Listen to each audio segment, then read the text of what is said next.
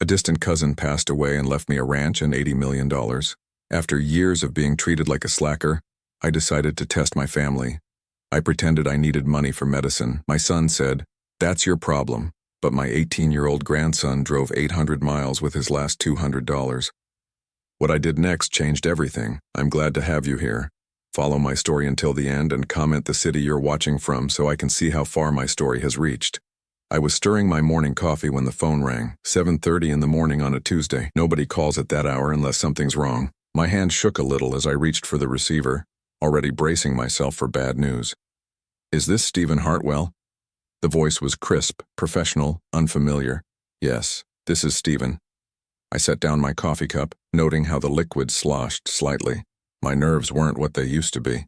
"Mr. Hartwell, this is David Morrison from Morrison & Associates, attorneys at law in Austin, Texas. I'm calling regarding the estate of Percival Hartwell." Percy. I hadn't thought about Cousin Percy in years, maybe decades. He was one of those family members you hear about in Christmas cards and funeral announcements, always distant, always doing his own thing somewhere far away. "I'm sorry to inform you that Mr. Percival Hartwell passed away 3 weeks ago," the lawyer continued. "However, I have some rather surprising news. You've been named as the sole beneficiary in his will." I almost dropped the phone. "I'm sorry, what?" "You inherit his entire estate, Mr. Hartwell. This includes a 2,000-acre ranch in Hill Country, Texas, and liquid assets totaling approximately $80 million. The world seemed to stop spinning. I grabbed the back of my kitchen chair to steady myself, certain I'd misheard. "Did you say $80 million? "Yes, sir, that's correct. $80 million plus the ranch property valued at approximately $12 million. There are some legal procedures we need to complete, but the estate is quite straightforward." I sank into the chair, my legs suddenly unable to support me. This had to be some kind of mistake. Percy barely knew me. We'd met maybe 3 times in our entire lives. Twice at family reunions when I was a kid, and once at my father's funeral 20 years ago. He'd seemed nice enough, a bit eccentric, but we'd hardly exchanged more than pleasantries. "Mr. Hartwell, are you still there?" "Yes, I'm here. Are you certain you have the right Stephen Hartwell?" Mr. Morrison chuckled softly. "Son of Harold Hartwell. Born October 15th, 1961 in Denver, Colorado." That was me, all right. But why would Percy leave me anything? We hardly knew each other. From what I understand, Mr. Percival was quite fond of you, though he was never one to show it openly. He left a letter explaining his decision. Would you like me to read it? My mouth felt dry.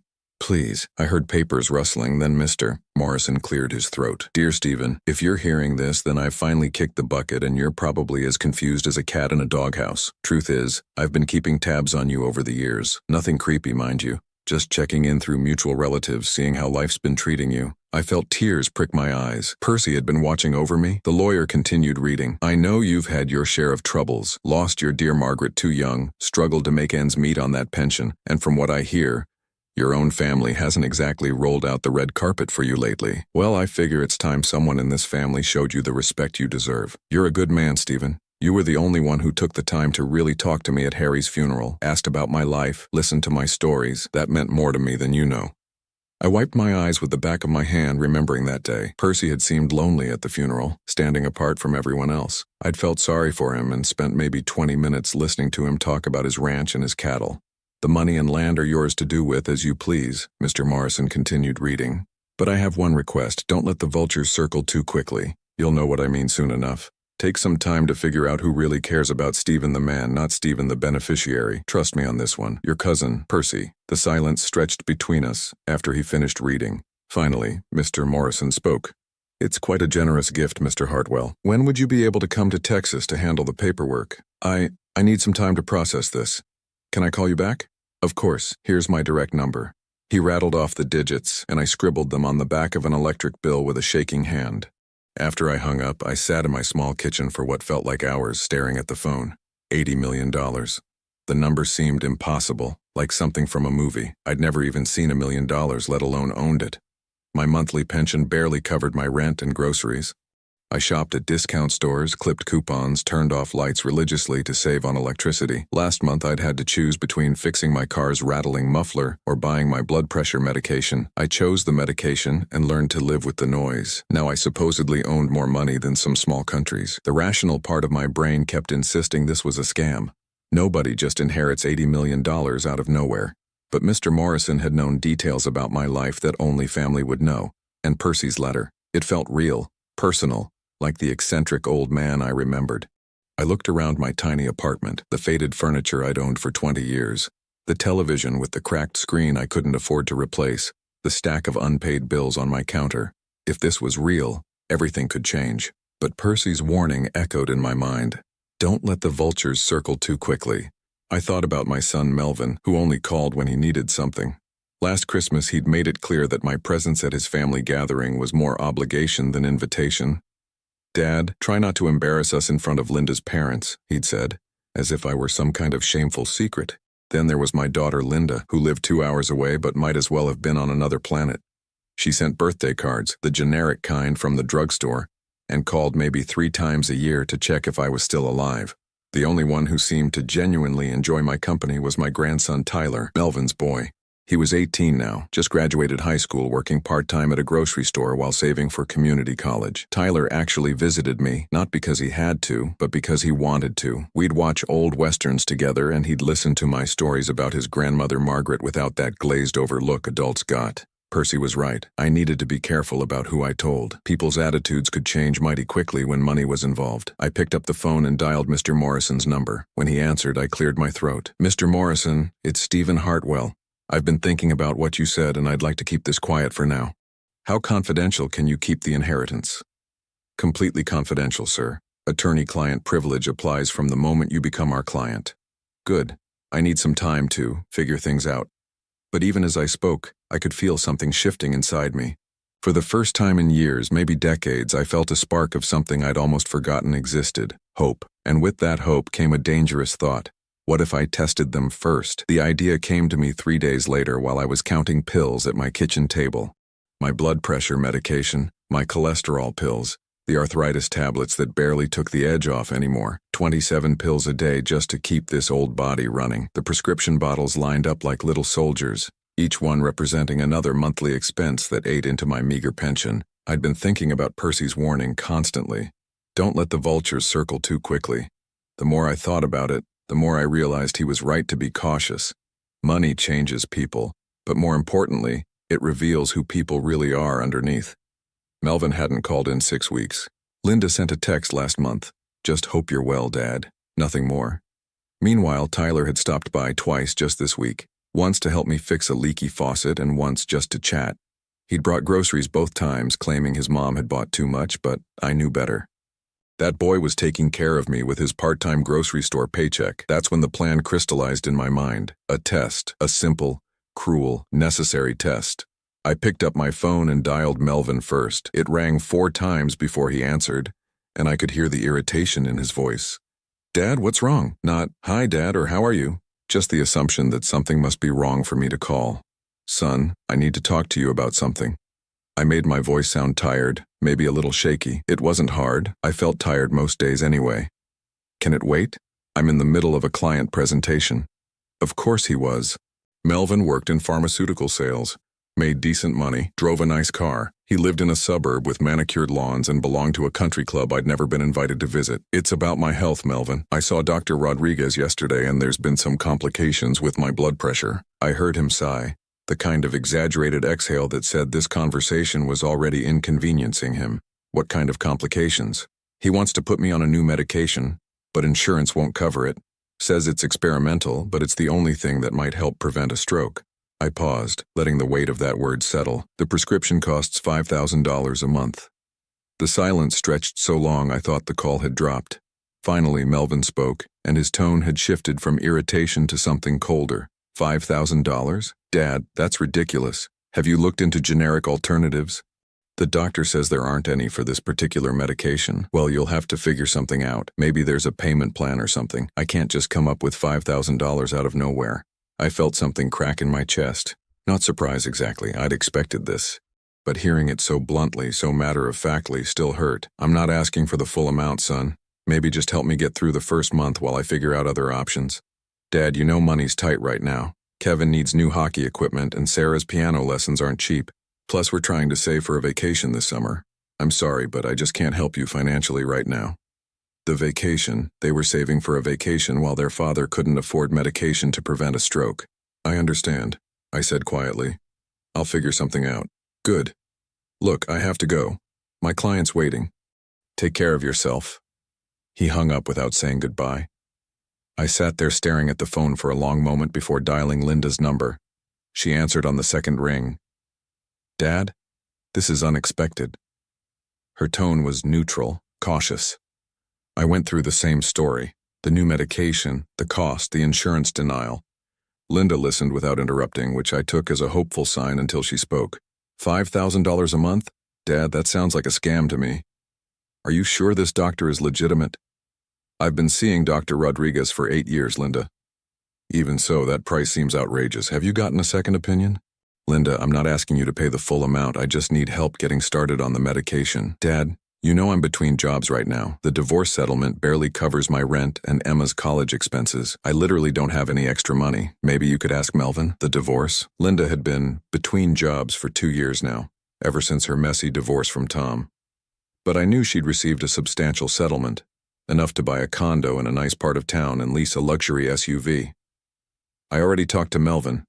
He's not in a position to help either. Well, I'm sorry, but neither am I. Have you looked into Medicare supplements or prescription assistance programs? I'll look into it, I said, though I could hear the defeat in my own voice. Good.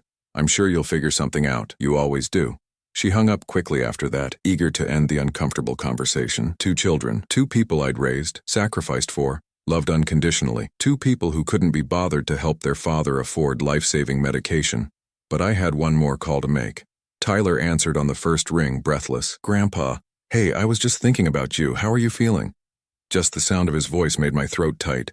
"I'm okay, son. How are you? Still working at the store?" "Yeah, picking up extra shifts when I can, trying to save money for school, you know. But enough about me, you sound tired. Everything all right?" I hesitated. This was the hardest call to make because Tyler was the one person I didn't want to deceive. But I needed to know. I needed to be absolutely certain.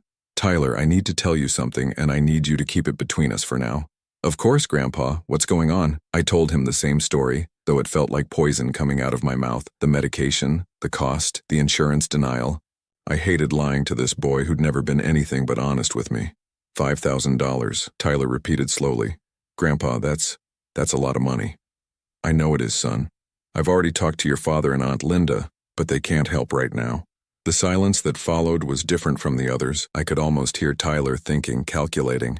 "Grandpa, I don't have $5,000. I wish I did, but I only have about $800 saved up from work." My heart sank. Of course he didn't have that kind of money. He was 18, working part-time at minimum wage, saving every penny for college. "But you know what?" Tyler continued, and something in his voice had changed.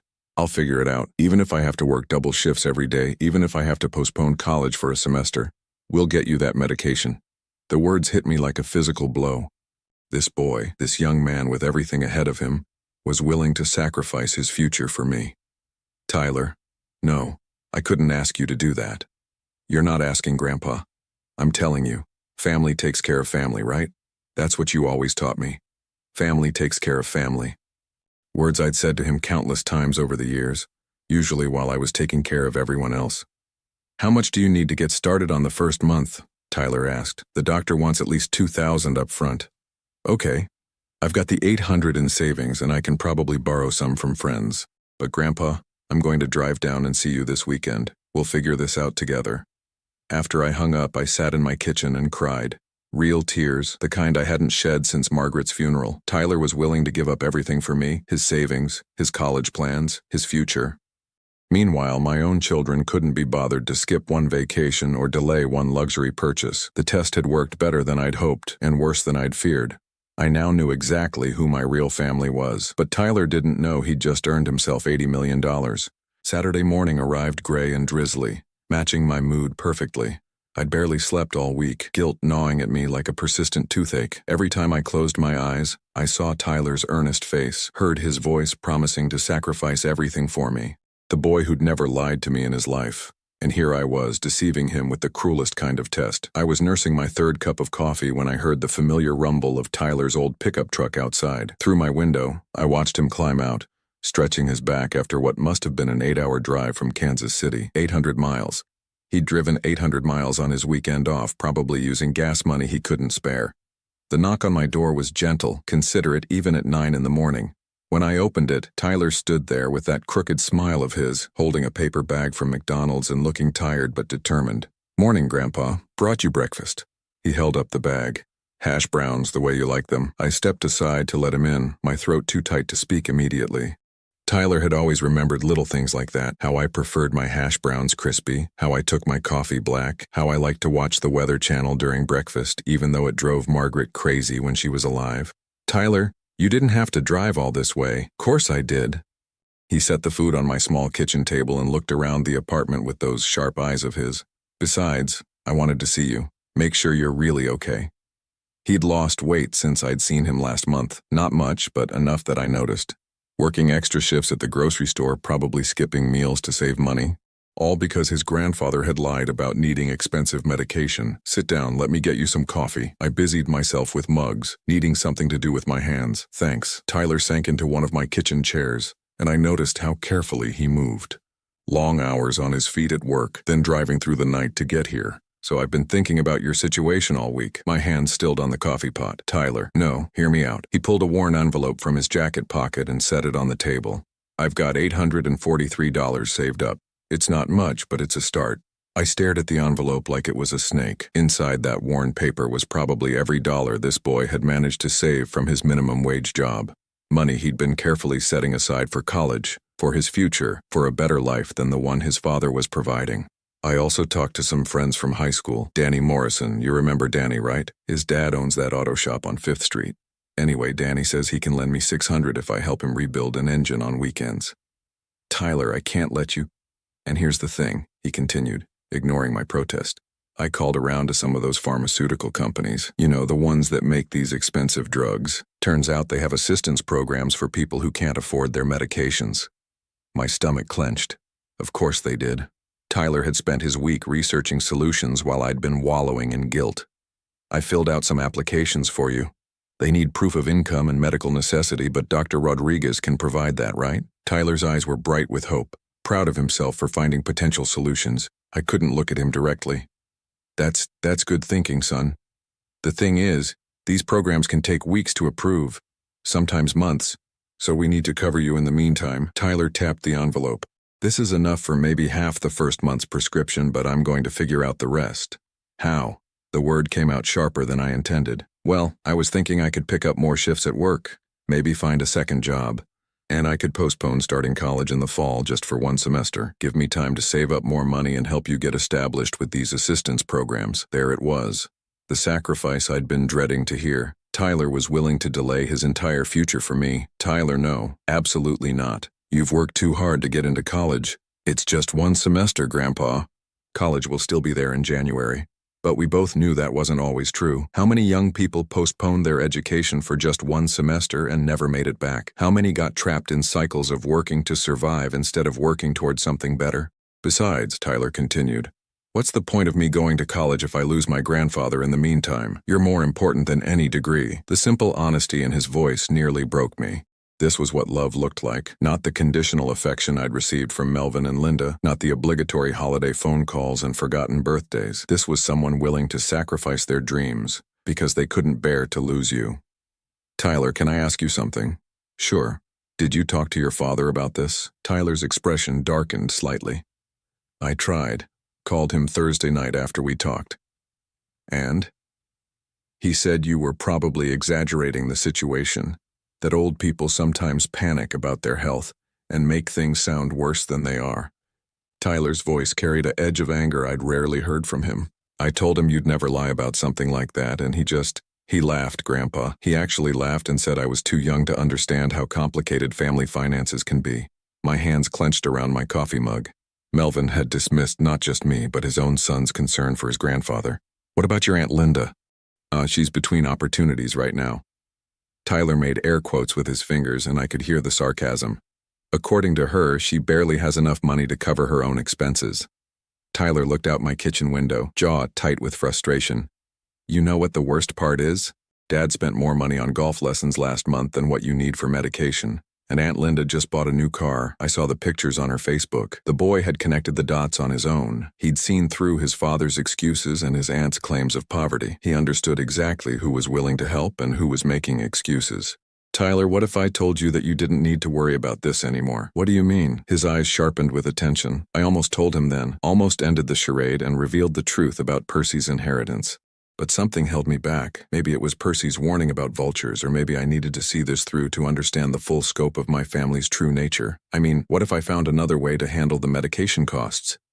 Grandpa, we've been through this. The assistance programs take time and you need the medication now. But what if there was another option?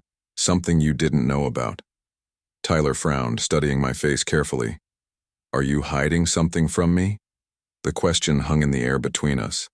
This boy knew me too well, had inherited some instinct for truth that his father had never possessed.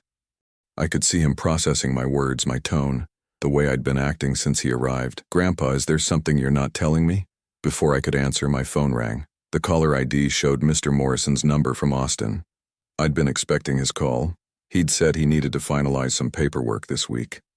I should get this, I said, reaching for the phone. Mr. Hartwell? Morrison's familiar voice came through clearly enough that Tyler could probably hear it. I have those documents ready for your signature. When would be convenient for you to come to Texas? I glanced at Tyler, who was watching me with growing curiosity. Could I call you back later today? Of course, but Mr. Hartwell, I do need to remind you that the estate taxes are mounting daily. The sooner we can finalize the transfer, the better. Estate taxes, transfer. Tyler's eyes widened slightly as he caught those words. I understand. I'll call you back within the hour. After I hung up, Tyler leaned forward in his chair. Grandpa, who was that? Just some legal business. What kind of legal business involves estate taxes? I'd forgotten how sharp this boy was, how he paid attention to details that others missed. It was one of the things I loved most about him, and now it was the thing that was going to force my hand. Tyler, there's something I need to tell you. Tyler set down his coffee mug with deliberate care, the way someone does when they're preparing for important news. His eyes never left my face, and I could see him cataloging every micro-expression, every hesitation. The boy had always been perceptive, but sitting across from me now, I realized he'd grown into someone who could read people with uncomfortable accuracy. Grandpa, you're scaring me a little. What's going on? I took a deep breath, feeling like I was standing at the edge of a cliff. Once I said the words, there would be no taking them back, but the weight of the lie had become unbearable, especially watching Tyler sacrifice everything for a medical crisis that didn't exist. Tyler, I need to tell you something, and I need you to promise me you'll keep it between us for now. Okay. His voice was cautious but steady. I promise. First, I need to confess something. I met his eyes directly, needing him to see the truth in mine. I don't need expensive medication. I lied about being sick. Tyler blinked, confusion clouding his features. What? My blood pressure is fine. Dr. Rodriguez never prescribed any experimental medication. I made that up. The silence that followed was deafening. Tyler's face went through a series of expressions, confusion, disbelief, and then something that looked like hurt. You lied to me? His voice was quiet, but I could hear the pain underneath. Grandpa, you've never lied to me before. The accusation hit harder than any anger could have. Tyler was right. In 18 years, I'd never once lied to him. I'd made it a point of pride, actually, being the one adult in his life who always told him the truth. I did lie, and I'm sorry, but I had a reason. What reason could possibly justify lying about being sick? Tyler's voice was getting stronger, more upset. Do you have any idea how worried I've been? How much I've been working, trying to figure out how to help you? I deserved every bit of his anger. Tyler, 3 weeks ago, I inherited money from my cousin Percy. A lot of money. Tyler's eyebrows shot up. Money? What kind of money? I hesitated, then decided on a partial truth. Enough money that I don't need to worry about medical bills anymore. How much is enough money? More than I ever dreamed of having. Tyler leaned back in his chair, processing this information. So why lie about being sick? Why put me through all that worry? This was the hard part. The part that would either make Tyler understand or make him hate me forever. Because I needed to know who really cared about me. Not Stephen the rich man, but Stephen the father and grandfather. Understanding dawned slowly across Tyler's face. You tested us. Yes. You tested Dad and Aunt Linda too. Yes. Tyler was quiet for a long moment, staring at his hands. When he looked up again, his expression was unreadable. What did they say when you asked for help? I told him. Everything. Melvin's immediate dismissal, his concern about vacation savings and hockey equipment, Linda's suggestion that it might be a scam, her excuses about being between jobs while living in luxury. Tyler's face grew darker with each detail. By the time I finished, his jaw was clenched tight. Dad said you were probably exaggerating, he said quietly. He told me old people panic about their health. I know, you told me. And Aunt Linda suggested you were being scammed. Yes. Tyler stood up abruptly and walked to my kitchen window, staring out at the parking lot. So while they were making excuses, I was planning to give up college. The guilt in my chest felt like a physical weight. Tyler, I never wanted it to go that far. I thought maybe you'd offer some small amount or help me research options. I never imagined you'd be willing to sacrifice your future. He turned back to me, and I was surprised to see that he wasn't angry anymore. Instead, his expression was thoughtful, calculating. How much money did you inherit, Grandpa? Does it matter? It matters to me. I studied his face, trying to gauge his motivations. Why? Because I want to understand the full picture. If this inheritance is significant enough to change your life, then your test means something different than if it's just enough to cover some medical bills. The boy was thinking like an adult, analyzing the situation from multiple angles. I found myself both proud and slightly intimidated by his reasoning. It's life-changing money, Tyler. Generational wealth. His eyes widened slightly. Are we talking millions? I nodded. More than 10 million? I nodded again. Tyler sat back down heavily. Jesus, Grandpa, that's incredible. It's also terrifying, I admitted. I've never had money before. I don't know how to handle it, how to protect it, or who to trust with it. Is that why you tested us? Partly, but mostly I just needed to know who loved me for me, who would be there if I had nothing. Tyler was quiet for several minutes, absorbing everything I'd told him. Finally, he spoke. So Dad and Aunt Linda failed your test. Spectacularly. And I passed. With flying colors. Tyler, you were willing to give up everything for me. Your savings, your college plans, your future. No one has ever been willing to sacrifice so much for me. Tyler looked at me with an expression I couldn't quite read. What happens now? What do you mean? I mean, what happens with the family? Do you tell Dad and Aunt Linda about the inheritance? The question I'd been dreading. I don't know yet. But they're going to find out eventually, right? I mean, you can't hide this kind of money forever. He was right, of course. Eventually the truth would come out. The question was when and under what circumstances. Tyler, can I ask you to do something for me? Sure. Don't tell your father or Linda about any of this yet. I need more time to figure out how to handle the situation. Tyler nodded slowly. I can keep a secret, but Grandpa, you know they're going to be furious when they find out, right? Especially when they realize you tested them and they failed. I know. And they're going to blame you for their own choices. The boy understood human nature better than most adults I knew. Probably. Tyler leaned forward, his expression serious. Then you need to be prepared for that. You need to decide what kind of relationship you want with them going forward, because once they know about the money, everything changes. I looked at my grandson, really looked at him. Somewhere in the last few years, he'd grown from a sweet kid into a young man with wisdom beyond his years. He was thinking about consequences, about family dynamics, about protection. Tyler, there's something else I want to discuss with you. What? This inheritance. It's changed my perspective on a lot of things, including my will. Tyler shifted uncomfortably.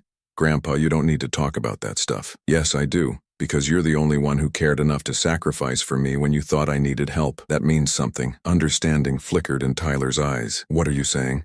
I'm saying that family isn't just about blood. It's about who shows up when things get tough. Tyler was quiet for a long moment, then asked, How much trouble are Dad and Aunt Linda going to be in when they find out what they missed? I smiled for the first time all week. That depends on how patient I'm feeling when the time comes. The look Tyler gave me was equal parts admiration and concern. Grandpa, you've changed. He was right. The scared, lonely old man who'd answered the phone 3 weeks ago was gone. In his place was someone with power, with options, and with very clear ideas about loyalty and family. But Tyler didn't know the full extent of what he'd earned yet. He didn't know about the $80 million or the ranch or the fact that his willingness to sacrifice everything had just secured his entire future. That revelation would come soon enough. For now, I was content knowing that when the time came, Tyler would be ready for it, unlike his father. 2 weeks after Tyler's visit, I walked into Morrison's law office in Austin wearing a new suit. Not expensive by rich people's standards, but the nicest clothes I'd owned in 20 years. The inheritance was now official, $80 million in change plus a sprawling ranch that looked like something out of a movie. The ranch house itself was modest by Texas standards but comfortable. 3 bedrooms, wraparound porch, and a view that stretched for miles. Percy had lived simply despite his wealth, and I found myself respecting him more each day I spent in his former home. But the real change wasn't in my bank account or my address. It was in how I carried myself. For the first time since Margaret died, I felt like I mattered, like my opinions and decisions carried weight. I was discovering something interesting about having money. It wasn't just about what you could buy. It was about options, about not having to accept whatever scraps life threw your way. Tyler had been calling regularly, checking on me with genuine concern. He still didn't know the full extent of the inheritance. I'd been vague about numbers, letting him think it was comfortable but not life-changing money. But even that partial knowledge had changed something between us. He talked to me differently now, like an equal instead of a responsibility. The real test would come when I returned to Colorado. I'd been gone 3 weeks, supposedly handling some legal matters. Melvin had called once, a perfunctory check-in that lasted maybe 2 minutes. Linda had sent a text asking when I'd be back, but only because she needed me to sign some insurance paperwork she'd been handling. Neither had asked about my health. Neither had followed up on the supposed medical crisis that had started this whole thing. I was sitting on Percy's porch Thursday evening watching the sunset paint the hills gold when my phone rang. Melvin's name on the caller ID. "Dad, where the hell are you?" "Hello to you too, son. Mrs. Patterson from your apartment complex called me.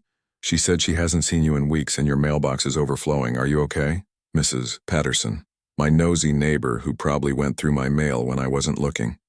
Of course she'd called Melvin when she couldn't find anything to gossip about. "I'm fine, Melvin.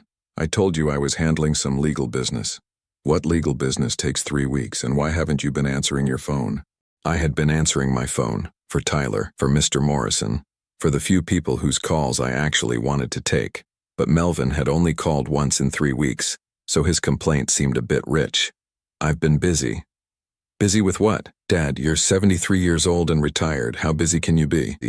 The condescension in his voice was automatic, instinctive. In Melvin's mind, I was still the struggling pensioner who couldn't afford to fix his car, someone whose time wasn't valuable because he didn't have anything important to do.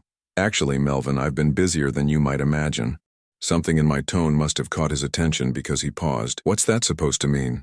"It means my circumstances have changed recently." "Changed how?" I could have told him then, could have explained about Percy's inheritance and watched his attitude shift in real time, but I found myself curious about something else first. "Tell me, son, do you remember calling me a few weeks ago about my health situation?" Another pause.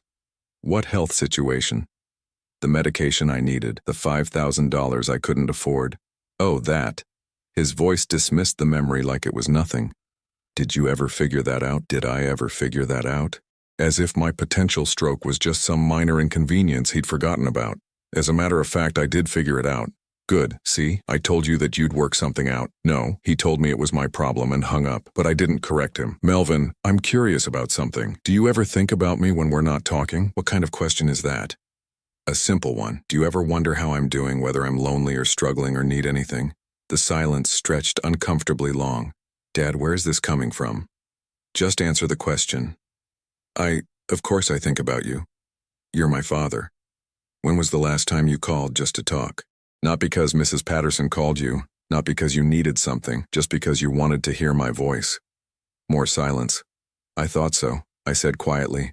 "Dad, I'm busy.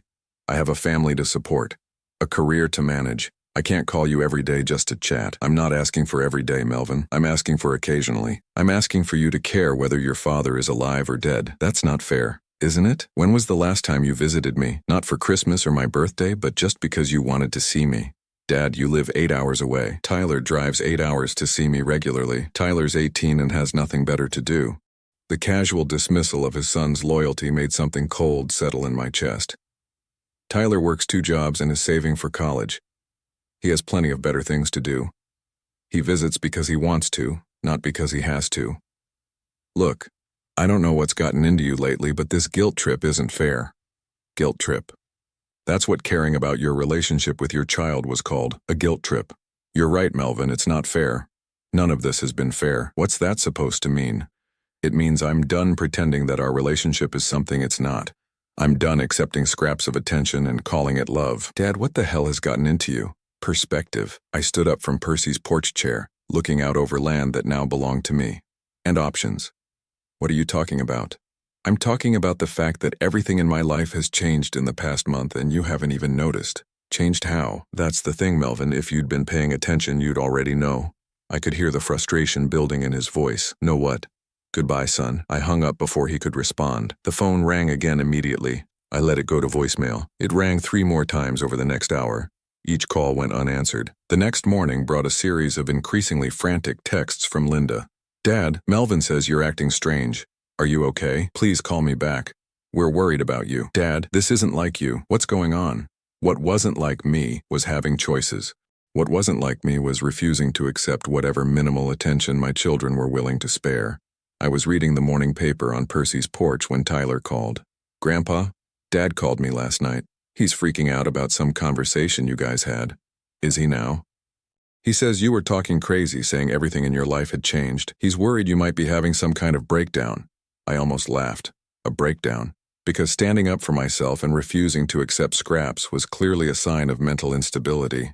Tyler, do I sound like I'm having a breakdown? No, you sound different. Stronger, maybe. More confident, out of the mouths of babes.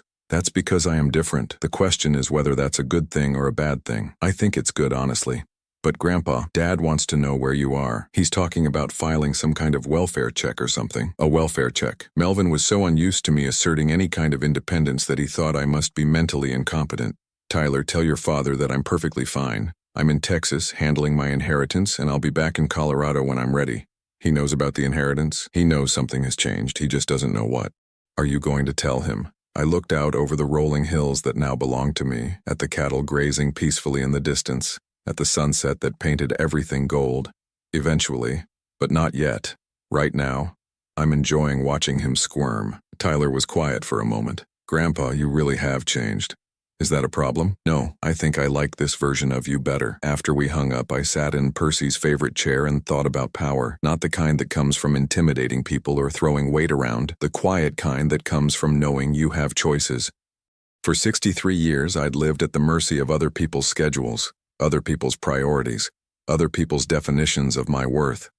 I'd accepted whatever attention my family was willing to spare, grateful for any scraps of affection. But Percy's inheritance had given me something more valuable than money. It had given me the ability to say no, the power to walk away, the option to demand better. And for the first time in my life, my children were going to have to earn my attention instead of taking it for granted.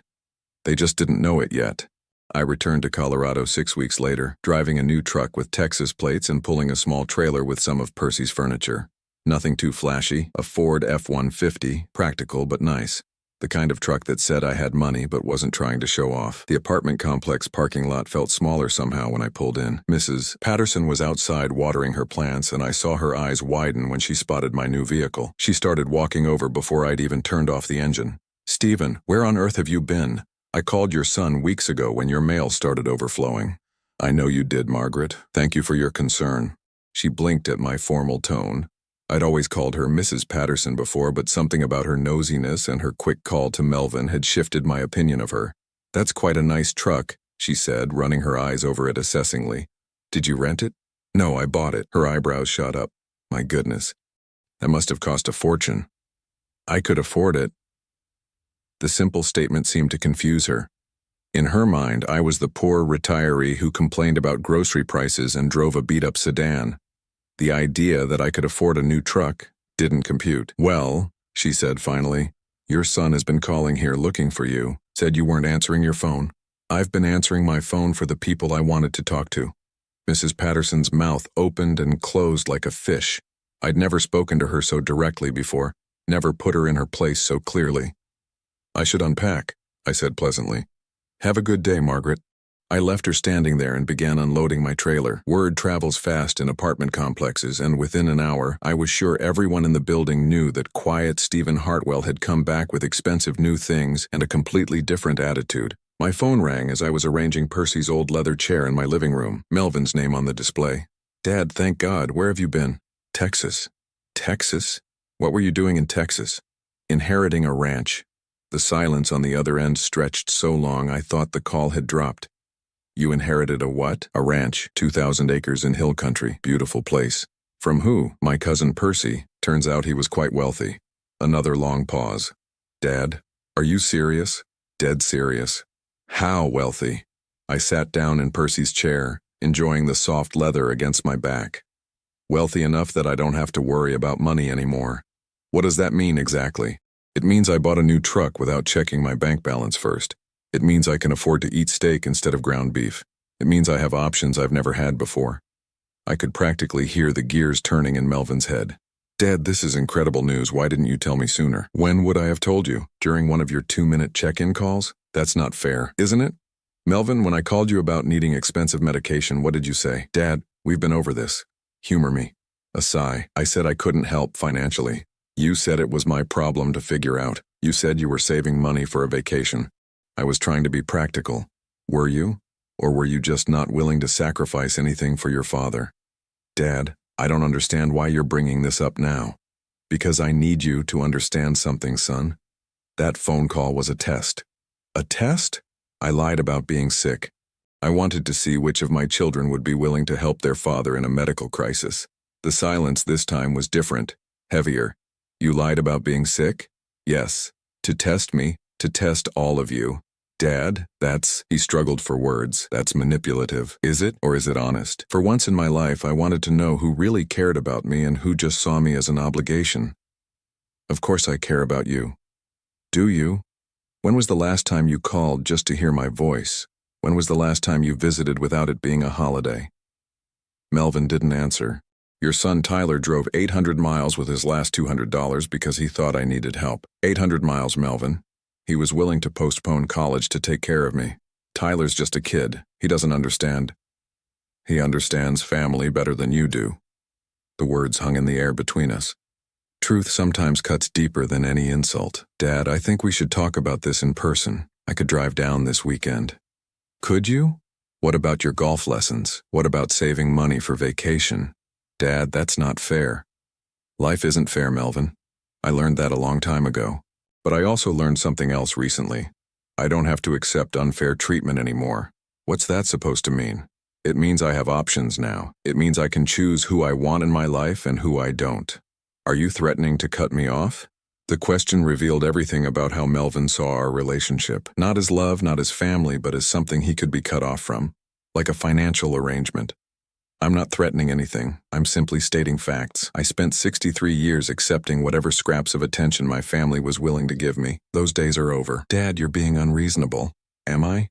Let me ask you something, son. What do you want from me? What do you mean? I mean, now that you know I have money, what do you want from me? Another long pause. When Melvin spoke again, his voice was more careful. I want us to have a good relationship. Now you do. Funny how that works. Dad, that's not why, isn't it? You didn't want a relationship with poor Stephen. You barely tolerated him. But rich Stephen, he's suddenly worth your time. That's not true. Then prove it. How? Show me that you care about me, not my money. Show me that I matter to you as a person, not as a potential inheritance. Dad, how am I supposed to prove that? The same way Tyler proved it, by putting me first sometimes, by making sacrifices, by showing up when it's inconvenient. My phone beeped with another call. Linda's name appeared on the screen. Melvin, your sister is calling. I assume she's heard the news by now. Dad, don't hang up. We need to finish this conversation. Actually, we don't. Everything I needed to say, I've said. Everything I needed to know, I learned from that phone call about my medication. Dad, please. Goodbye, Melvin. I switched to Linda's call. Daddy? Oh my God. Melvin just called me. Is it true about the inheritance? Daddy. She hadn't called me Daddy in 20 years. Yes, it's true. This is incredible. How much money are we talking about? We, not you. We. Enough. Daddy, I think we should all get together and talk about this. You know, make sure you're protected from people who might try to take advantage of you. People who might try to take advantage of me. The irony was staggering. Linda